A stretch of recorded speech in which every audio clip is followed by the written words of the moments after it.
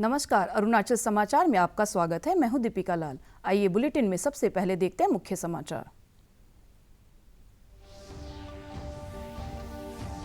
मुख्यमंत्री पेमा खांडू ने अरुणाचल प्रदेश के सबसे बड़े स्वास्थ्य और मेडिकल संस्थान Tomo Riba institute of health and medical sciences की 7वीं गवर्निंग काउंसिल की बैठक की अध्यक्षता। कहा, ट्रिम्स में सुविधाएं बढ़ाने और संस्थान के आधारभूत संरचना विकास के लिए प्रतिबद्ध है सरकार।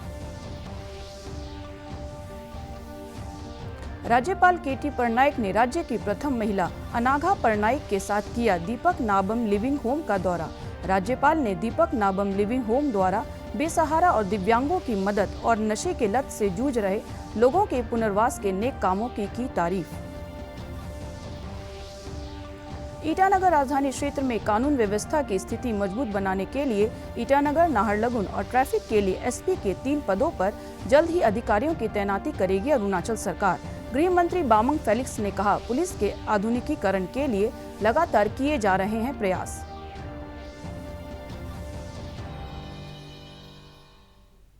मुख्यमंत्री पेमा खांडू ने आज अरुणाचल प्रदेश के सबसे बड़े स्वास्थ्य और मेडिकल संस्थान Tomo Riba institute of health and medical sciences TRIMS की 7वीं गवर्निंग काउंसिल की बैठक की अध्यक्षता की। इस दौरान राज्य के स्वास्थ्य मंत्री आलो लिबांग भी मौजूद थे। मुख्यमंत्री ने कहा कि ट्रिम्स के पहले एमबीबीएस बैच के 100% रिजल्ट के साथ पास होने से सरकार संतुष्ट है। उन्होंने यह भी कहा कि सरकार ट्रिम्स में सुविधाएं बढ़ाने और संस्थान के आधारभूत संरचना विकास के लिए पूरी तरह प्रतिबद्ध है। राज्यपाल केटी पटनायक ने राज्य की प्रथम महिला अनाघा पटनायक के साथ ईटानगर के सेंकी पार्क स्थित दीपक नाबम लिविंग होम का दौरा किया। दीपक नाबम लिविंग होम एक गैर सरकारी संस्था है जो मानसिक रोग से पीड़ित लोगों, दिव्यांगों, बुजुर्गों और नशे की लत से जूझ रहे लोगों को आश्रय प्रदान करने का काम करती है। राज्यपाल ने लिविंग होम के संचालक दीपक नाबम और उनकी पत्नी नाबम प्रतिमा के समाज हितैषी काम के लिए उनकी तारीफ की। राज्यपाल ने समाज के सभी वर्गों से अपील की कि वे अपने स्तर से दीपक नाबम लिविंग होम की सहायता करें। उन्होंने राजभवन से लिविंग होम को हर संभव मदद का आश्वासन दिया और यह भी कहा कि वह राज्य सरकार को इस संस्था के नेक कामों के बारे में बताएंगे। राज्यपाल ने लिविंग होम के संचालक दीपक नाबम को संस्था के संचालन के लिए एसओपी बनाने की सलाह भी दी। हर सब लोग कोशिश कर रहे हैं कि स्टेट गवर्नमेंट से, सेंट्रल गवर्नमेंट से, अन्य संस्थाओं से, बड़ी संस्थाओं से, एनजीओ से, जिससे भी इनको सहायता मिल सके, यही है कि इनकी जितनी भी मदद हो सके उतनी हम करें। और मैं कोशिश करूँगा, मैं राज्यपाल अरुणाचल प्रदेश का जो मैं इसी प्रणाली को बहुत अच्छी तरह से समझता हूँ और बैठे बैठे मुझे दिमाग में कई ख्याल आ रहे हैं कि किस तरह से मदद हो सकती है। तो उसका विवरण मैं यहाँ विस्तार से नहीं करना चाहता हूँ क्योंकि यहाँ पुलाव पकाने से अच्छा है कि एक बार जब उपमा किया तब आप उसको सामने कि हर संभव कोशिश होगी इनका साथ निभाने के लिए, इनकी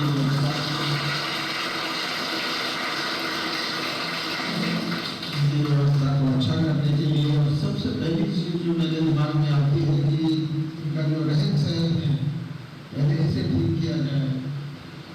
इनके रहने की जगह जो है स्वच्छ, साफ और अच्छी होनी चाहिए।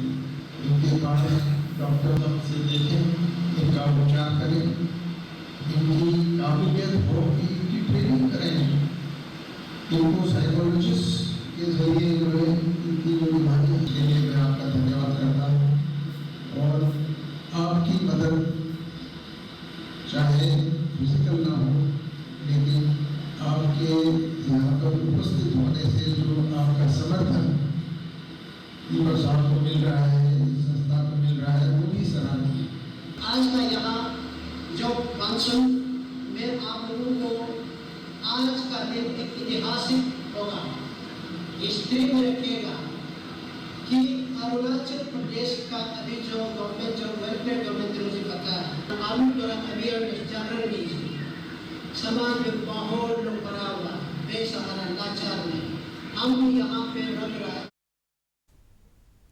अरुणाचल प्रदेश के गृह मंत्री बामंग फेलिक्स ने कहा है कि ईटानगर राजधानी क्षेत्र में कानून व्यवस्था की स्थिति को मजबूत बनाने के लिए राज्य सरकार ने राजधानी क्षेत्र में एक डीआईजी पुलिस और 3 पुलिस अधीक्षक के पदों को तैनात करने की मंजूरी दी है। उन्होंने कहा कि राजधानी क्षेत्र में एसपी ईटानगर, एसपी नाहरलगुन और एसपी ट्रैफिक के रूप में 3 पुलिस अधीक्षकों के 3 पदों पर जल्द ही अधिकारियों की तैनाती की जाएगी, जो ईटानगर के डीआईजी रेंज को रिपोर्ट करेंगे। श्री फेलिक्स ने कहा कि राज्य सरकार ने पुलिस आधुनिकीकरण और इंफ्रास्ट्रक्चर विकास के लिए कई कदम उठाए।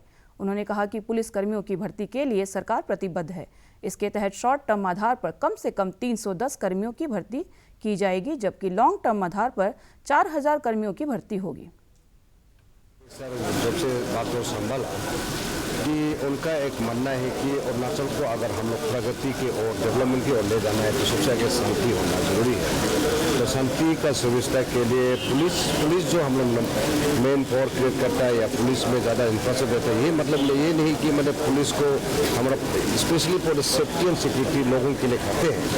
तो इस विषय में पिछला मैं 4 साल से मैं देखा हूँ, होम में बैठ के, उसका आगे में भी हुआ, लेकिन पिछला 4 साल में देखा हूँ कि काफ़ी जो ऑनरेबल चीफ मिनिस्टर और ऑनरेबल DCM के द्वारा जो स्पेशली जो हमारा होम डिपार्टमेंट, खास तौर पे पुलिस डायरेक्टरेट में और फायर एंड इमरजेंसी सर्विस में काफ़ी चीज़ जो है इंफ्रास्ट्रक्चर के रूप में या मतलब हर चीज़ में पोस्ट क्रिएशन में 1000 पोस्ट अभी भी रिसेंटली जो है आईसी रीजन को भी एक क्रिएट किया गया है, जहां में एक डीआईजी रैंक का एक ऑफिसर लीड करेंगे जो ईटानगर नाहरलगुन में, और साथ साथ में 3 एसपी का अप्रूव हो गया, 1 Naharlagun SP, 2 Itanagar SP and एक ट्रैफिक एसपी, और साथ साथ में शॉर्ट टर्म लॉन्ग टर्म का मेन और क्रिएट करने के लिए किया। शॉर्ट टर्म में 310 का हुआ, साथ साथ और लॉन्ग टर्म में शायद 3 इयर्स का जो क्रिएशन होगा करीब 4000 के आसपास में मेन फोर्ट क्रिएट किया जाएगा। हम लोग आज भी चर्चा हुआ है कि हम लोग जो है काफ़ी चीज़ में हम लोग फायर स्टेशन में बन गया, कहीं कहीं लोगों से हम लोग गाड़ी का जो डोनेशन भी मिलता है कुछ कंपनी लोग से भी, लेकिन उसमें क्या होता है कि हम लोग गाड़ी तो डोनेशन मिल जाता है लेकिन ड्राइवर नहीं मिलता है। तो उसके लिए हम लोग कितना फायर स्टेशन है उसका टोटल मैन पावर ड्राइवर के साथ हम लोग को करने के लिए हम लोग प्रपोजल लिखने सीएम साहब ने बोल चुका है। गृह मंत्री बामंग फेलिक्स ने कहा है कि अरुणाचल प्रदेश और असम की सरकारों ने मिलजुल कर दोनों राज्यों के बीच के सीमा विवाद को सुलझाने में सफलता हासिल की है, लेकिन दोनों राज्यों की सीमा पर बसे लोगों को भी सीमा रेखांकन का सम्मान करते हुए मिलजुल कर रहना चाहिए। उन्होंने कहा कि सीमा समझौते की सफलता दोनों राज्यों की जनता पर निर्भर करती है। जो वहाँ के जो ये सेटलर्स लोग चाहे हम लोग फुल प्लेजेड में हम लोग बाउंड्री को डिमार्केट भी कर लेंगे, लेकिन वहाँ का लोग मिलके रहना है। अगर नहीं मिलेंगे, ये जो फुल प्लेजेड डिमार्केट होने का बारे में लॉ एंड ऑर्डर काफ़ी में प्रॉब्लम होते रहेगा। तो मेरा यही रिक्वेस्ट रहेगा कि जो स्पेशली जो अरुणाचल और असम के जो बॉर्डर लाइन में जो बैठते हैं, ये लोग आपस में मिलकर के बैठना है। और जहाँ तक ट्रांसफर का जो केस का बात है, वो तो हम लोग जैसा हम लोग फाइनेंस मिलेंगे, अरुणाचल के केस अरुणाचल में होगा, असम के केस असम में होगा। बट दैट विल बी जो बॉर्डर एरिया का इशू है, तो both police administration district administration मिलकर करना है। अरुणाचल प्रदेश के कुछ जिलों में पशुओं में LSD यानी लंपी त्वचा रोग के मामले सामने आने के बाद आज पापुमपारे जिले में पशुपालन विभाग के डायरेक्टर डॉक्टर ताची ताकू ने पशुपालकों से अपील की है कि वे गाय या अन्य पशुओं में LSD के लक्षण नजर आने पर तुरंत नजदीकी पशु चिकित्सा केंद्र को सूचित करें और पशु चिकित्सकों की सलाह का पालन करें। उन्होंने कहा कि LSD का इन्फेक्शन पशुओं से इंसानों में नहीं आ सकता, इसलिए भ्रामक सूचनाओं पर विश्वास नहीं करना चाहिए। उन्होंने कहा कि राज्य में LSD के अब तक 376 मामले सामने आ चुके हैं और इससे अब तक 5 गायों की मृत्यु हो चुकी है। डॉक्टर ताकू ने कहा कि LSD से बचाव के लिए बड़े पैमाने पर पशु टीकाकरण अभियान चलाया जा रहा है। ये लंपी स्किन डिजीज जो है एक वायरल डिजीज है। ये जो है स्पेशली गाय कोई ज्यादा इफेक्ट करता है। कि इसमें बकरी को भी होता है, सीप को भी होता है। ये एक वायरल डिजीज है। यहाँ जो है अभी 1 महीना से कुछ रिपोर्ट आ रहे हैं। एक्चुअली ये लंपी स्किन डिजीज जो है, ये हमारा ये काउंटर पार्ट ये स्पेशली असम से ही आता है, असम से आया हुआ है। असम में तो ऑलमोस्ट ऑल पार्ट जो है जो सुनने में आया, पूरा लंपी स्किन जो है उधर पूरा सब गाय में उधर ज्यादा हो रहा है। तो इसके साथ में हमारा यहाँ भी अभी पहुंच गया, रिपोर्ट मिला है। अभी एक्टिव केस जो है 303 जैसे रिपोर्ट मिला है, और ओवरऑल इंटर मेरा स्टेट में 376 नंबर्स का रिपोर्ट मिला है डिस्ट्रिक्ट डिस्ट्रिक्ट से, उसमें 4-5 डिस्ट्रिक्ट है। और यहाँ जो है उसमें मोर्टेलिटी जो है आज तक हमको जो रिपोर्ट मिला है ये 5 का डेथ रिपोर्ट मिला है। ये डिजीज जो है ये गाय से ह्यूमन में ट्रांसमिट नहीं होता है, ये वायरल डिजीज है। और ये जो है और ये इसके लिए जैसे ही ये हमको खबर मिला है, अभी इंटर मेरा DIL डिजीज इन्वेस्टिगेशन लेबोरेटरी का जितना डॉक्टर है, तीन डॉक्टर है, हम लोग लगा के इंटर स्टेट का जो जो जहां जहां हो रहा है खबर एकदम 24 आवर्स में ही अवेलेबल है, वो काम कर रहा है। और साइड बाय साइड अभी हम इसमें 20,000 डोसेस ये वैक्सीन भी लेके अभी जितना डिस्ट्रिक्ट कौन कौन से डिस्ट्रिक्ट में ज्यादा ये आउटब्रेक हुआ है उसमें डीवीओ लोग को बोल के वैक्सीन जो है वैक्सीन चला भी गया और वैक्सीनेशन फील्ड में काम कर रहा है। स्पेशली हम लोग एम्फेसाइज दे रहा है जहां असम बॉर्डरिंग एरिया डिस्ट्रिक्ट जहां जहां लिंक है उसमें हम लोग वैक्सीनेशन शुरू भी हो गया। ये जो है मेरा डिपार्टमेंट की ओर से जितना हो सकता है हम कोशिश कर रहे हैं उसको कंटिन्यू करने के लिए। और साइड बाय साइड मैं फार्मर्स लोग को डिपार्टमेंट की ओर से मेरा रिक्वेस्ट है, जब अब ये सब बीमार कहीं में दिखाई देता है, सुनता है, साथ साथ में मेरा डिस्ट्रिक्ट वेटनरी ऑफिसर्स और जहां सेंटर कोई जगह में वेटनरी ऑफिसर डिस्पेंसरी है उसमें जो डिस्पेंसरी का डॉक्टर को और डॉक्टर को अगर नहीं मिलता है, मेरा उधर AB रहता है असिस्टेंट वेटनरियन, और ये जो है स्टॉकमैन लोग रहता है डिपार्टमेंट का, जितना स्टाफ को बता के तो इमीडिएटली। भारतीय जनता युवा मोर्चा के कार्यकर्ताओं ने बुधवार को दिबांग वैली जिले के अलीने और अचेसो गांव में जाकर केंद्र एवं राज्य सरकार की योजनाओं से लाभान्वित हुए लोगों से मुलाकात की और योजनाओं को लेकर उनके अनुभव जानने की कोशिश की। इस दौरान अलीने और अचेसो गांव के लोगों ने बताया कि उन्हें सरकार की कई योजनाओं का लाभ मिला है, जिसके लिए वे प्रधानमंत्री नरेंद्र मोदी की सरकार के प्रति आभारी हैं। लोअर सियांग जिले के नारी कोयू विधानसभा क्षेत्र से विधायक केंतो रीना ने बुधवार को भाजपा के महाजनसंपर्क अभियान कार्यक्रम के तहत नारी से ईटानगर तक के लिए APST बस सेवा का हरी झंडी दिखाकर शुभारंभ किया। इस दौरान भाजपा कार्यकर्ताओं ने विधायक केंतो रीना के नेतृत्व में नारी में पौधारोपण अभियान में भी हिस्सा लिया। विधायक ने कहा कि नारी से ईटानगर तक की बस सेवा शुरू होने से स्थानीय जनता को लाभ मिलेगा।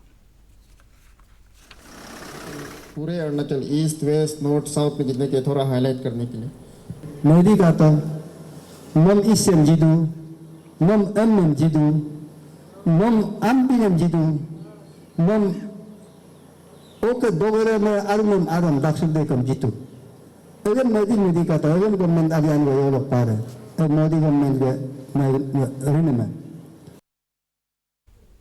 C20 के सांस्कृतिक आदान प्रदान पहल के तहत थाई और अरुणाचल प्रदेश की ताई खामती जनजाति के संस्कृतियों के मेलजोल के तौर पर थाईलैंड की प्रतिष्ठित सांस्कृतिक टीम क्रिट और अरुणाचल की ताई खामती कल्चरल टीम ने अरुणाचल प्रदेश विधानसभा परिसर स्थित DK ऑडिटोरियम में रंगारंग सांस्कृतिक कार्यक्रमों की प्रस्तुति दी। इस दौरान राज्यपाल KT पटनायक, उप मुख्यमंत्री चाउना मैन, डिप्टी स्पीकर तेसाम पोंगते सहित कई अन्य विधायक और अधिकारी मौजूद थे। कल्चरल एक्सचेंज पहल के तहत यह कल्चरल टीमें जल्द ही तवांग में अपनी प्रस्तुति देंगी।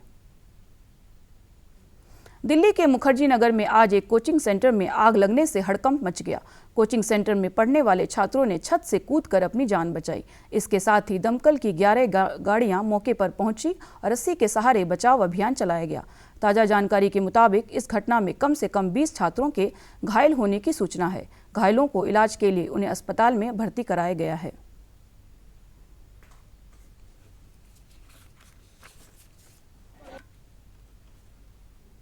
केंद्रीय पृथ्वी विज्ञान मंत्री किरेन रिजिजू ने पिछले दिनों नॉर्वे की राजधानी ओस्लो में India Norway scientific research conference on sustainable pathways में मुख्य अतिथि के तौर पर कार्यक्रम को संबोधित किया। इस दौरान नॉर्वे के विदेश मंत्री और उच्च शिक्षा मंत्री भी मौजूद थे। रिजिजू ने अपने दौरे के दौरान नॉर्वे में भारत के पहले आर्कटिक रिसर्च स्टेशन हिमाद्री का भी दौरा किया, जहां उन्होंने शोध करने वालों से मुलाकात की और उनके अनुभव जानने की कोशिश की। Our oceans face huge challenges, including the deterioration of marine environment, biodiversity loss, climate change, illegal fishing practices, and those relating to maritime safety and security, including acts of piracy and armed robbery at the sea. India is fully aware of the challenges and opportunities that oceans represent, from undertaking sustainable fisheries to prevention and control of marine litter and plastic pollution, from affordable renewable energy to ecotourism and early warning system for disaster risk reduction and management, building resilience and adaptation to climate change. The Government of India's vision of New India by 2030 highlighted the blue economy as the sixth dimension of this vision. India is a strong proponent of the blue growth as part of the long-term strategy to support sustainable growth in the marine and maritime sectors. India is in a process of bringing out its own comprehensive blue economy public policy framework, which aims to cover the coastal economy, tourism, marine fishery, technology, skill development, shipping, deep sea mining and capacity building. Tawang के जिला उपायुक्त कार्यालय में आज वित्तीय वर्ष 2023-24 के लिए पहली जिला स्तरीय मॉनिटरिंग कमेटी की बैठक आयोजित की गई। इस बैठक में तवांग के जिला उपायुक्त के.एन. दामो ने केंद्र सरकार द्वारा प्रायोजित जन कल्याणकारी योजनाओं की समीक्षा की। इस अवसर पर राज्य सरकार के महत्वाकांक्षी कार्यक्रमों और 13 केंद्रीय योजनाओं के सैचुरेशन की समीक्षा भी की गई। अपर सियांग के जिला उपायुक्त हागे लाइलांग की अध्यक्षता में आज वाइब्रेंट विलेज प्रोग्राम को लेकर एक समीक्षा बैठक आयोजित की गई। इस बैठक में राज्य सरकार के विभिन्न विभागों द्वारा वाइब्रेंट विलेज प्रोग्राम से संबंधित कार्य योजना पेश की गई। जिला उपायुक्त ने विभागों की कार्य योजना की समीक्षा की और उन्हें आवश्यक निर्देश दिए। आगामी 21 जून को आयोजित किए जाने वाले अंतर्राष्ट्रीय योग दिवस से पहले आज नामसाई जिले के प्रसिद्ध गोल्डन पगोडा परिसर में भारत तिब्बत सीमा पुलिस आईटीबीपी की तेजू स्थित 25वीं बटालियन ने हिमवीरों यानी अपने जवानों और अधिकारियों के लिए विशेष योग सत्र आयोजित किया। इस योग सत्र में दर्जनों हिमवीरों ने हिस्सा लिया।